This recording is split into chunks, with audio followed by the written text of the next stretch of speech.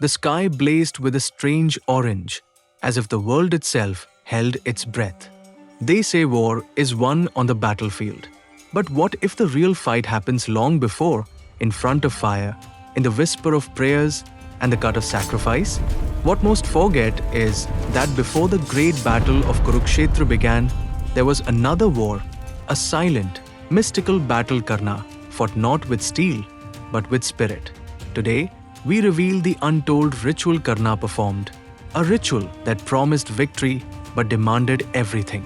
Have you ever wondered what a warrior does when honor, fate, and loyalty crush him from all sides? Today, we unfold a story of courage, sacrifice, and a heart that battled destiny itself. If you believe history is written only by those who win, think again. The story hidden between the lines of the Mahabharata might just change your view forever. But wait, before we walk deeper into this ancient battlefield, hit subscribe so you never miss the mysteries, legends, and forgotten tales we uncover right here. Night before the war.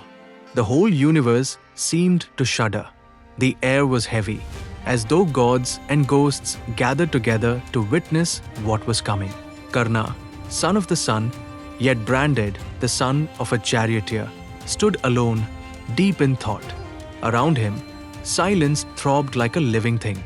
His eyes were tired, not from lack of sleep, but from carrying the burden of loyalty. He had sided with Duryodhan, bound by friendship and his promise, even though his own heart was split in two. And above all, he bore the pain of rejection, from Kunti, from the Pandavas, from the world that denied him his birthright. That night, Karna bathed in the sacred river, purifying body and mind for the ritual ahead. The full moon reflected on the water, trembling with each step he took. A reminder that even fate itself could shiver in anticipation. He set foot in the secret tent, away from mortal eyes. The air was thick with the scent of camphor and sandalwood. Priests chanted low, ancient words humming under their breath. Karna approached the altar, his face determined yet haunted. Inside his heart, a storm brewed. Is this my destiny? He wondered. Am I nothing more than fate's puppet? Doubts clawed at his mind, but he banished them. The time for uncertainty had slipped away with the night. He kneeled, his head bowed low. The fire crackled. Every snap of the flame sounded like the ticking clock of destiny, counting down to the moment when all would be lost or won. A voice rose, old yet unbroken. The head priest began the recitation. Karna offered golden grains, blossoms, and sacred ghee to the fire. Each offering came with a prayer for victory, but also a silent goodbye to everything he had. And then, as was customary, Karna made the ultimate offering, a sacrifice of self. He took off his armor, the celestial kavach, fused to his skin since birth, and his divine earrings, the kundal. These weren't mere ornaments. They were the very shield that had protected him since birth, gifts from his own father, the sun god. Images flashed before his eyes, a mother's tearful face, the sneer of a teacher who called him Sutputra, the laughter of children who wouldn't let him join their games, the arms of Duryodhan, the only friend who saw him as king. He remembered every word his mother Kunti had ever spoken, her pain, her pleading. If only she had told him sooner. The memories hurt like fresh wounds. But Karna didn't waver. He remembered Indra, disguised as a poor Brahmin, appearing before him to beg for his kavach and kundal. He knew it was a trick, yet still, he gave them away with a smile. A warrior gives, even if it means walking into battle unprotected, he thought, the words heavy yet strangely freeing. At that moment, the tent seemed to vanish, the fire burning brighter and brighter as though it stretched into another world. Visions unfurled, the battlefield screaming for blood, arrows raining like thunder, warriors falling like shattered stars.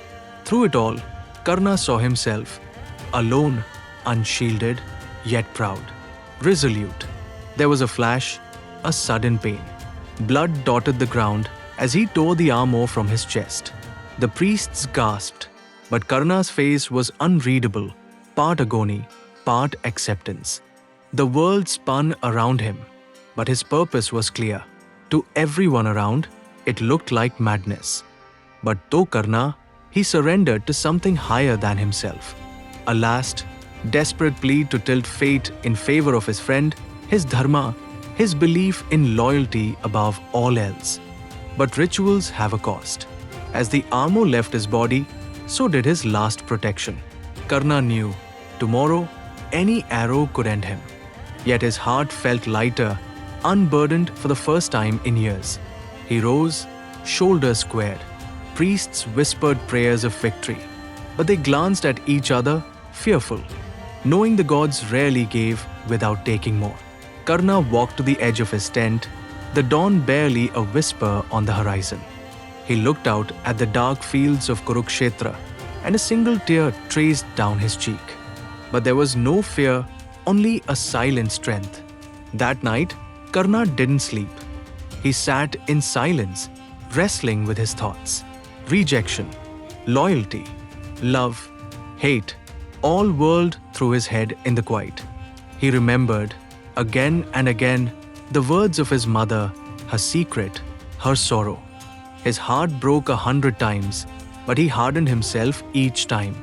The next morning, he mounted his chariot, armorless, shining brighter than ever. The wine blew through his hair. The armies rode. All eyes turned to him, not as the son of a charioteer, nor as Duryodhan's general, but as Karna, the man who gave up everything for his word. The war drums beat. Arjuna tightened his grip on the bow. On the other side, Karna stared at him, ready. But the real battle, the test of spirit, had already been waged in the flickering glow of the sacred fire the night before. As arrows filled the sky, Karna smiled, thinking, if fate demands everything, let it. I have nothing left to lose, and that is my weapon. Sometimes, the strongest warriors are not the ones who never bleed, but those who choose to give up their shields for love, for loyalty, or for dreams that die with the dawn. If you found this story gripping, watch the next video on your screen right now to discover another hidden truth from the Mahabharat steppes.